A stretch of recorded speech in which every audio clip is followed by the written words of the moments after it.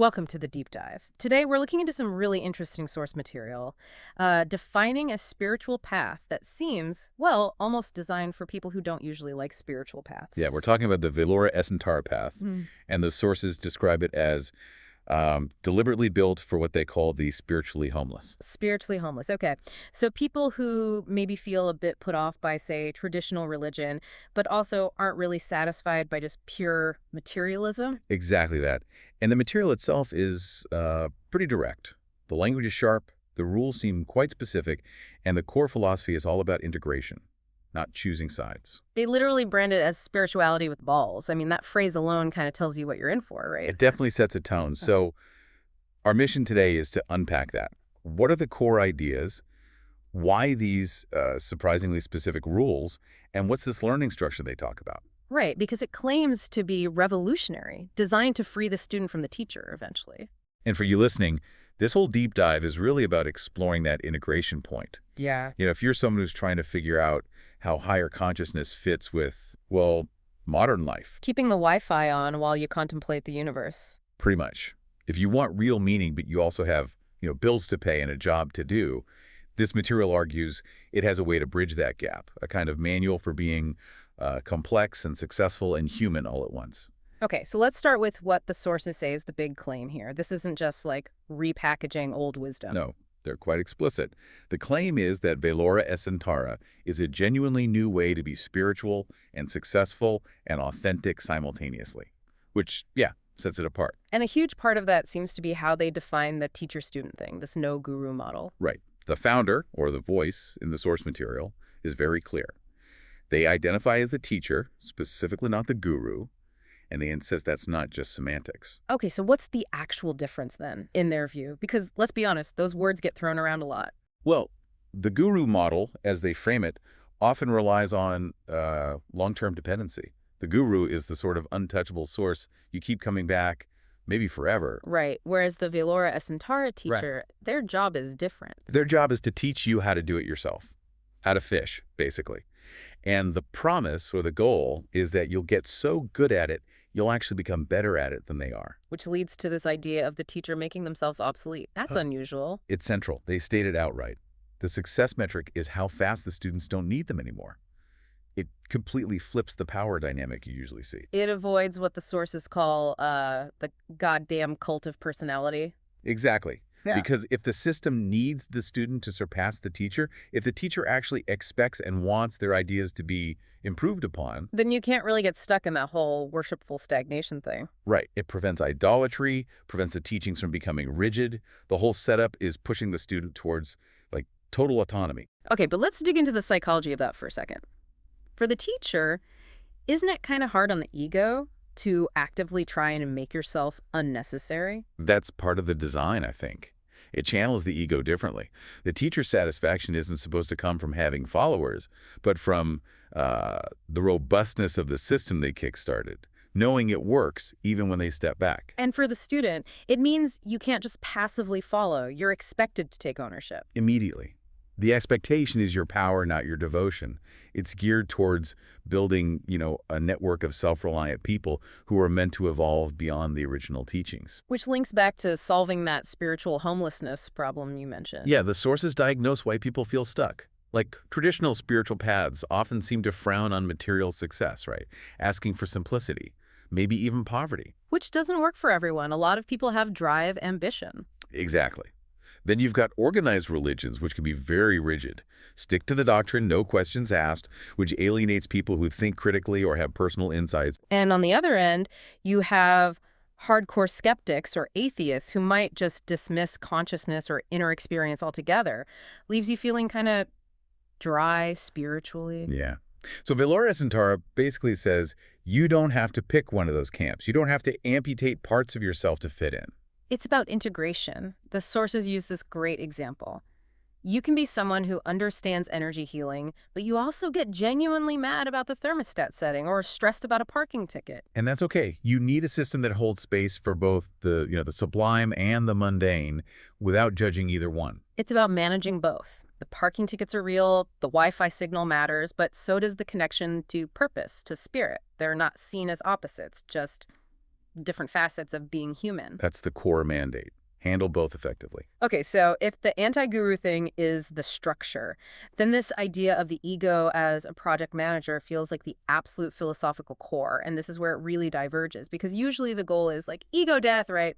Get rid of it. Right. But here they give it a job, Yep. a corporate title, basically. And that immediately takes away the whole ego is evil baggage. It's just a functional part of you. The analogy they use is spirit as the CEO, ego as the project manager. Let's unpack that. Okay, so the CEO spirit is the visionary, sets the big picture direction, the values integrity, purpose, growth, alignment.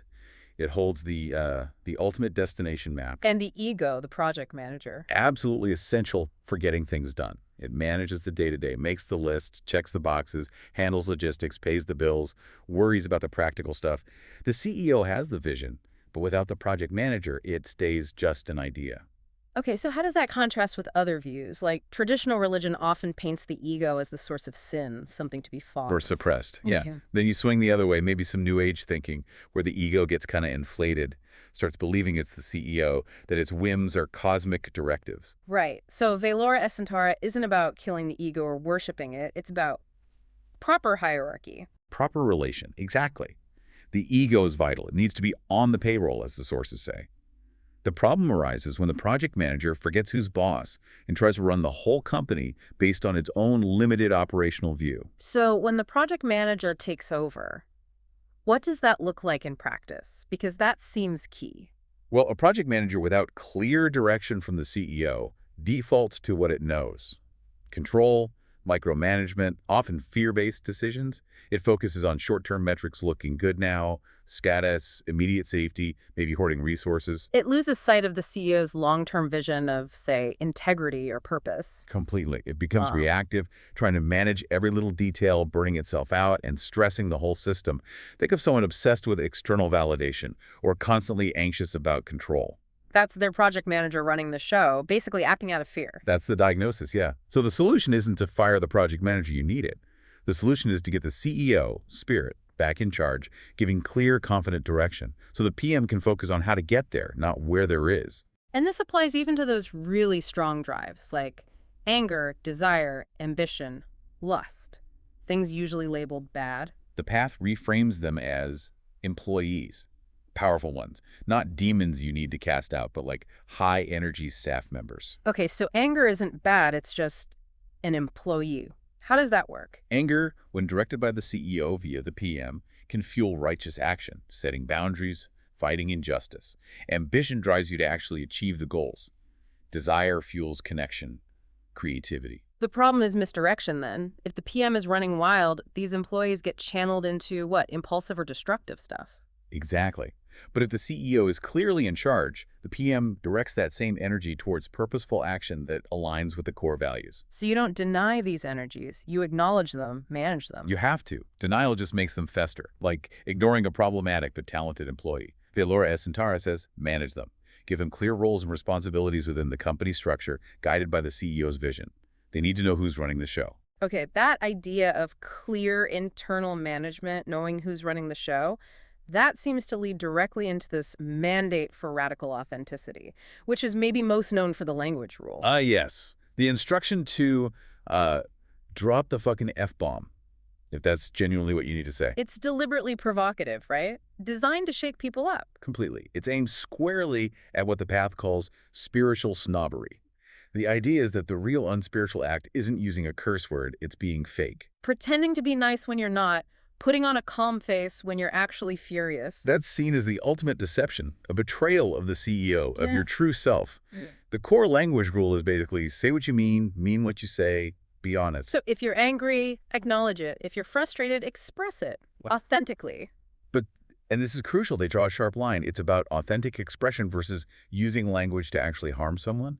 The sources are clear. The damage isn't the F-bomb itself when used out of frustration. The damage is in sustained deception, in performing a false self. Okay, let me push on that, though, because isn't that a slippery slope? Couldn't someone just use this authenticity thing as an excuse to be abrasive or, frankly, just rude?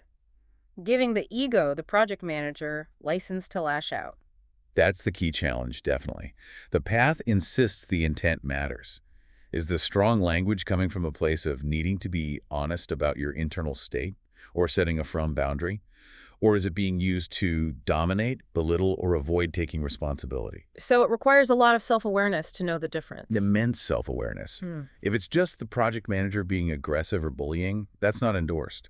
But the argument is that the forced, saccharine politeness you sometimes see in spiritual circles can be way more damaging in the long run. Because it leads to suppressed feelings, resentment, things eventually blowing up. Exactly. It's the project manager putting on a performance, pretending everything's fine while the internal company is a mess.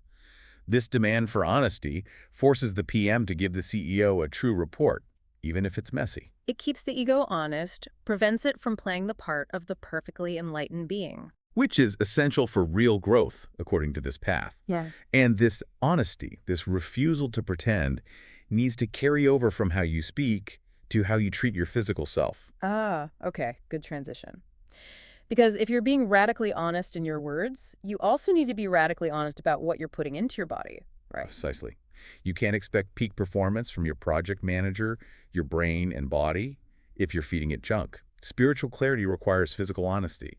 No more lying to yourself about consumption. Right, and this is where Veylora Essentara gets incredibly specific. It moves from philosophy to, like, actual rules, mandatory physical practices. The mantra is real ingredients, real results. Yeah, the body is the only temple you got, as they put it. And these aren't gentle suggestions. They're presented as operational directives for keeping that temple functional. It really underscores that integration idea. If your body is sluggish or inflamed, your CEO, your higher consciousness, is going to have a much harder time getting its message through. Absolutely. So let's hit some of the big rules. First one, milk. Stop drinking it. Stop drinking it, period. Yeah. The rationale is purely biological. You are not a baby cow. No other mammal drinks milk past infancy. It's seen as unnatural and potentially inflammatory. And they suggest trying it for a month, expecting real results. Yeah, they claim you'll see tangible benefits, gut health, skin, energy. It's about cutting out things the body wasn't really designed to process long term, challenging deep cultural habits. Okay, next up. Processed stuff, especially grains and bread, particularly American wheat, they do not hold back here. No. Described as bleached, altered, and the memorable one, edible fucking glue. That image definitely sticks. Edible glue, the idea being it gums up the work. Pretty much. That industrial processing strips nutrients and leaves something inflammatory that slows down the whole physical system. If your body's dealing with glue, the project manager can't operate efficiently. CEO signals get muffled. So if you do want grains, the instruction is seek out real fucking grains, but mostly focus on vegetables. Yeah, it's not strictly low carb. It's more like high-quality fuel. Prioritize nutrients, minimize inflammatory load. And that includes being really honest about sugar. Oh, yeah. Sugar is flat out called an addiction, a short-term chemical fix that ultimately drains your vitality. And they warn against kidding yourself. Like thinking a massive bowl of fruit is purely healthy. Exactly. They point out that even fruit can be a sugar binge in disguise. You have to be conscious of the energetic impact, not just pretend it's all good because it's natural. It's about awareness, not necessarily total restriction, but aware consumption. The specificity continues with fats and oils. This one's pretty restrictive too. Very. The rule is basically extra virgin olive oil only, hard pass on soybean, canola, vegetable oil, all those industrial seed oils. Which is a huge change for most people. Those oils are everywhere. Why so strict on EVOO? The sources talk about the instability of the polyunsaturated fats in those industrial oils, especially when heated. They argue it leads to oxidation, cellular damage, basically actively poisoning the temple. EVOO, being mostly monounsaturated and less processed, is seen as stable, reliable fuel. Okay. But on the flip side, spices get a huge thumbs up. Absolutely. Called the original health food. Turmeric, chili, cumin, cinnamon, garlic, ginger. Use them liberally. And not just for taste, right? No, it's medicine. The path views these as powerful natural compounds, anti-inflammatories, immune boosters. Easy way to contribute to the temple's upkeep daily. Okay, finally, the rules around things like alcohol and drugs. How does that fit the temple analogy? Conscious consumption. Again, it's about intent and avoidance of evasion. Alcohol, okay for genuine celebration, may be intentional spiritual exploration, not okay as a routine escape. The test being, if you need a drink to face Tuesday, you have a problem. That's diagnostic, yeah. Is it enhancing life or helping you avoid it? Same logic applies to other substances. Are they used for genuine expansion consciously with purpose? Or are they for numbing out, evading reality? Daily numbing is definitely not temple behavior. Explicitly rejected. This whole section is really a demand for radical physical honesty and respect. Fuel the machine properly so the mind, the PM, can actually execute the CEO's high-level directives. So, once the body and mind are running more cleanly, the path tackles desire and getting things done in the world. They call it manifestation without the bullshit. Yeah, and this is where that integration of ambition and spirituality really shines. It directly confronts the idea that being spiritual means you shouldn't want things. Right, that whole vibe where wanting material success is somehow unspiritual or something to feel guilty about, this path says no. Absolutely not. Yeah. Poverty vows are out. Wanting the Tesla and wanting peace of mind. Yeah. Totally compatible. Ambition is treated as a natural, healthy drive. The key is that it needs to be directed by the CEO, by spirit, towards purposeful action. It takes away the conflict. But okay, if they're skeptical about affirmations, vision boards, bullet journals, or sticky notes, as the source bluntly puts it, what is the method? How does the practical magic actually work? It boils down to ruthless clarity plus determined action. The steps are basically, 1, know exactly what you want. That's the CEO setting the goal. 2, take action, the PM executing the plan. Yeah. 3, do the actual fucking work. And 4, kind of keep a sense of humor about it all. So no passive manifestation here. Just visualizing the Tesla isn't enough if you're not also doing the hard yards to, earn it or create the circumstances for it. That's dismissed as spiritual laziness. The idea is the universe, or reality, responds to competence, clarity, and focused effort, not just wishful thinking. It goes back to the project manager, right? The CEO can set the vision, but the PM needs the resources and the go-ahead to actually do the task, make the calls, take the risks. That's the work part. Exactly. The PM has to be actively engaged in the material world to make things happen there. And this focus on directed energy and action naturally leads into managing one of the most powerful human energies. Yeah. Sexual energy. Yeah, conscious intimacy and managing that vitality is seen as crucial for fueling those real-world actions. Now, this is often a tricky area in spiritual paths. Is it about denial? No, definitely not denial or abstinence in the traditional sense. That usually backfires, leads to suppression or weird behaviors. It's framed as conscious control and energy management. Okay, what does that mean practically? Channel vitality instead of wasting it. It means recognizing sexual energy as potent creative life force. Instead of just dissipating it randomly or compulsively, which apparently drains the system and makes the PM sluggish, the idea is to consciously direct it. Direct it towards what? Towards purposeful things. Creative projects, intense focus on your work, building deep conscious connection and intimacy rather than just seeking release. It's about using that powerful employee wisely, intentionally, not just letting it run rampant or trying to lock it in a closet. Requires awareness and discipline. Okay, so bringing all these pieces together, the anti-guru structure, the ego management, the authenticity, the physical discipline, the practical action, it does seem to carve out a unique space. Yeah, it aims to be that third lane, not just spiritual fluff, not just grim materialism. It's for the person who, can talk about energy fields 1 minute and then argue fiercely about a parking spot the next and doesn't see a contradiction. The person who wants enlightenment and a really good sandwich and feels zero guilt about either. But the final piece that seems to lock it all together structurally is this learning loop. Right. This is the mechanism that really operationalizes that anti-guru teacher obsolescence principle. It's designed to keep the whole system alive and evolving, preventing it from ever becoming dogma. So let's break down the loop. The sources lay out 3 steps. Yep. Step 1. The teacher teaches what they know, the current state of the path's wisdom. Step 2.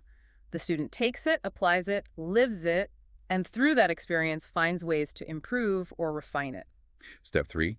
The student teaches that improvement, that innovation, back to the teacher. Which forces the whole system to constantly adapt. It can never just freeze in time based on one person's original ideas. Exactly. It builds an evolution. It has to adapt to new contexts, new knowledge, new challenges faced by the students. What would an improvement look like, though? How does a student tangibly improve on the teaching? It could be anything, really.